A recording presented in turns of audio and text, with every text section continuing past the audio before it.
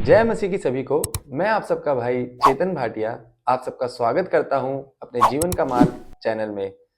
मेरे प्रियो, जैसा कि हम आप सबके लिए परमेश्वर के वचन को जो हमें बल देते हैं, सामर्थ्य देते हैं, आप सबके सामने प्रस्तुत करते हैं, उन बातों में हमने और भी बातें जोड़ी और हमने ये सोचा कि आपके लिए एक और भी वचन का जो हम सीख सके, उसमें मजबूती से बढ़ सके, उसका वीडियो बनाकर आप सबके सामने शेयर कर सके। आज मैं आप सबके सामने जो वचन प्रस्तुत कर रहा हूं वो मैं निकालूंगा मत्ती रचित सुसमाचार उसका 7वां अध्याय और उसका 24 से लेकर के 27 तक मैं पढ़ूंगा। यहां पर हमें वचन एक बात को सिखा रहा है कि यीशु मसीह की बात मानना जो है वो बुद्धि का स्रोत है। यानी अगर आप यीशु मसीह की बातों को मानेंगे, उनकी आज्ञाओं को मानेंगे, तो आप अपने जीवन में सफल होंगे, आप अपने जीवन में मजबूती से बढ़ पाएंगे और आपके जीवन में कभी आपको ठोकर लगने से आप अपने आप को बचा लेंगे। आइए हम पढ़ते हैं पहले इसे, फिर उसके बाद सीखते हैं कि वचन हमें क्या प्रेरणा दे रहा है और क्या शिक्षा दे रहा है।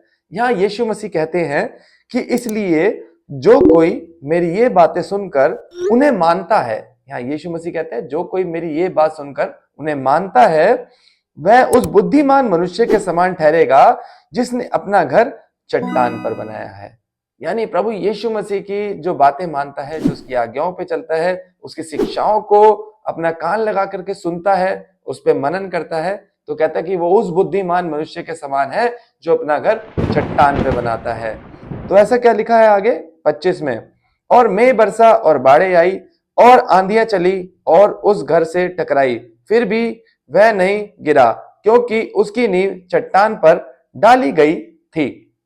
तो यहां प्रभु यीशु मसीह कहते हैं कि इतनी सारी प्रॉब्लम्स, दिक्कतें, कठिनाइयां और नाना प्रकार के हमारे ऊपर कोई भी प्रॉब्लम्स आई, कहते हैं कि इन सब चीजों से बच सकते हैं आप, क्योंकि आपने अपने घर को चट्टान पे बनाया।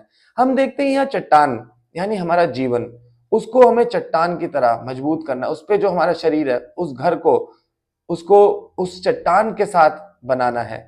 तो चट्टान क्या है कि जब हम परमेश्वर के वचन को सुनते हैं तो हम अपने जीवन को चट्टान की तरह सॉलिड करते हैं ताकि हम हर एक दुख और परेशानी में निकल सकें और बच सकें।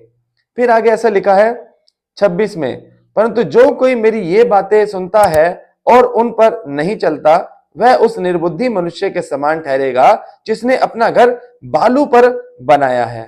क्या कह रहा है कि निर्बुद्धि के समान ठहरेगा जिसने अपना घर बालू पे यानी रेत के ऊपर बनाया है। भला रेत के ऊपर कोई घर टिक सकता है? चलो टिक भी जाएगा तो उसके साथ क्या होगा, देखिए ऐसा लिखा है 27 में, और मेघ बरसा और बाढ़ें आई और आंधियां चली और उस घर से टकराई और वह गिरकर सत्यानाश हो गया।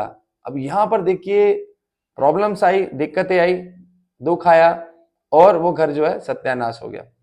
तो जब हम अपनी नींव को पक्का नहीं करेंगे, परमेश्वर कहते हैं अपनी नींव को सॉलिड करो, अपने जीवन को मजबूत करके आगे बढ़ो, तभी आप बच पाएंगे। वरना आपके जीवन में आप विश्वास करके आगे बढ़ोगे और आपका जीवन में कोई दुख आ गया और आपने प्रभु के वचनों को नहीं जाना, उसके वचनों को सीखा नहीं, तो आपके जीवन में जो प्रॉब्लम्स आएंगी वो आपको प्रभु से दूर कर सकती है।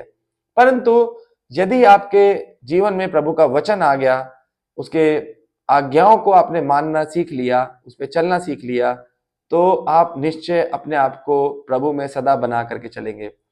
हम बहुत सारे लोगों की गवाही सुनते हैं, कई सारे लोगों के घरों में बहुत बड़े बड़े दुख भी हो जाते हैं।